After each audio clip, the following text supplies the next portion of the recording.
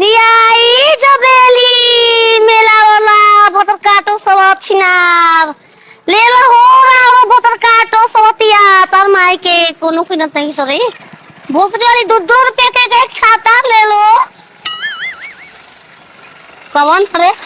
हमार राखी के सोजा हलवाई बन के बैठल वाला भोसरो एगो ना बेचाई रे छिनरी एगो ना बेचाई अरे लौकत नहीं खे भोसरो जबेली वाली से टकरा जबो हो हमार देख बड़ो तो हमसे कुछ टकरा जब हो ई लड़की है तो लड़की से तू छत दीबा माने बाजार में जिलेबी नहीं खे के घूम घूम बेचता लू बस बस आ धाका मार दो हमके तू बस हवा का पागल करे कहां ले जिलेबी ले लिया तू हम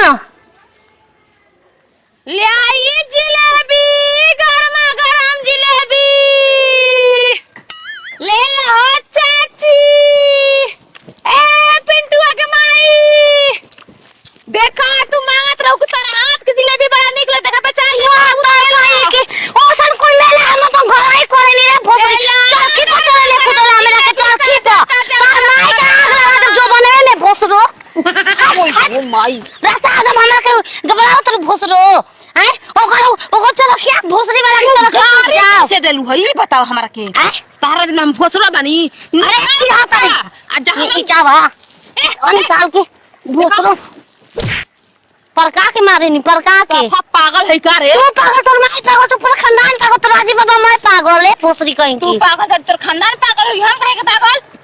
गाड़ी का धक्का जीबिया खींच के छेड़ देना ओए हो माई हो माई बसिया बचा आने रहती तक बेच देता सुन ले जाके वो थोड़ी पागल भी कर मुंह लागल हां कबा ओ संगे अभी लखला रास्ता पर खाए नहीं ये कहीं की पैसा देलू ह उल्टा छीन खा पैसा ले क्या खाए रे क्या खाए तो जब झूठा का करम हम जले बिछी देलू का छोड़ दे ओए हो बेटा आयो माई आयो बेटा जिले ए हम अपन घरे बने नहीं हो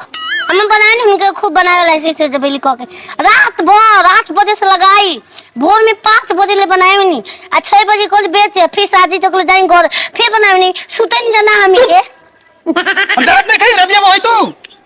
चिन्ह पगली तो नहीं पगली भोसड़ी वाली ये भोसड़ो पगले कौन पकड़ तू पकड़ तो काम बा हम काहे को पकड़ी पकड़ा हो यार धरबा हो नीचा तू आ ना महाभारत कर भी तू तू हमसे मार कर बका हम तो ले कुछ करनी है है तो वो था पका लागल हरे करिया पुलुआ खा दलो हर चीज में तू पास बालू ए सुना का इन्हें गोबीर के छिला बा गबीर की गरीब वो बेचारी जन जबेली खाए के मेरा दान कर देंगे हम दान कर देंगे अब बाज था गए हूँ कोनो कोर लंगड़ आनर हंस तो के दान कर दिया आनर के पूछे वाला बात हम आनर के देबो का मुंह बतले बताओ जो ना का मुंह ना होई हम देबो कैसे कि हम ना ले तो तारा खाती आनर घूमत ना सका कि जाके दे देबू पट दे तू खा के देखो हम जबेली मीठ बा हमरा का जरूरत बा तू खइबा कि ना खइबा कैसे खा ले काहे से हम आज से खइबा हमरा हम ना खाई तनाई के खो बढ़िया ही बका अरे खो खो मुंह बंद कर बंद कर मुंह बंद कर मीठा बा एकदम दही के बनाओ दही के 4 दिन के सुखवा के गोटा गोटा दांत नहीं के जियान करबो भोसरो फेंक के आए हो पैसो न खदेत तार पिलुए परी पेट में बड़का बड़का थागनी तो गरम कराही में जले बिछान ले दे अपन गरम कराही में ए जे बेचबो सास ससुर के एगो ना मिली छत्ता क्षेत्र छत्ता के न पत्ता खदेगा पेट में जाएगे बमला के हिस्सा लगा दी एगो एगो एगो फिर अपना के फिर एगो बमला के फिर अपना के फिर एगो बमला के फिर अपना के फिर बमला के शादी में कब्बे से का कहता नहीं कुछ नहीं के सुनात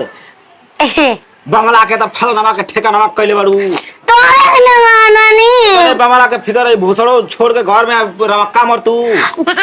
काम करे रे नहीं ओ मेरी तहार मिसमी कहू ने थूक दे वो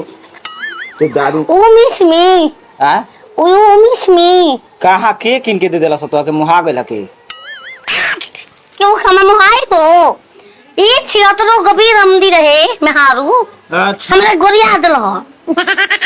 चरखी पर से मुंड गमर हो गए हमार चरखियो पर चढ़ के अब हम बताओ हम जबेली खा के चरखी पर चढ़ल बानी आज तू घुमाई हमार जलेबी मई कॉल गेल हम पे ना करब अपन जबेली तो फिर ओ का के जाके जलेबी मांग लो खिसिया के तरफ से कि तू छीन के झगड़ा कर ना देले जबेली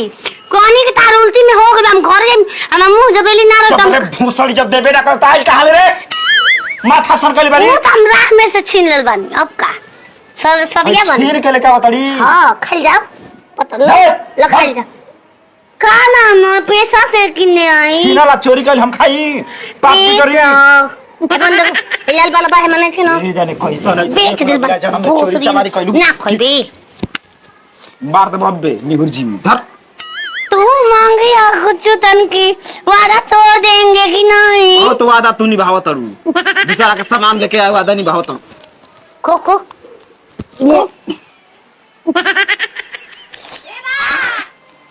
क्यों बाटे ओ करो ग वाह जिलेबिया का तड़ा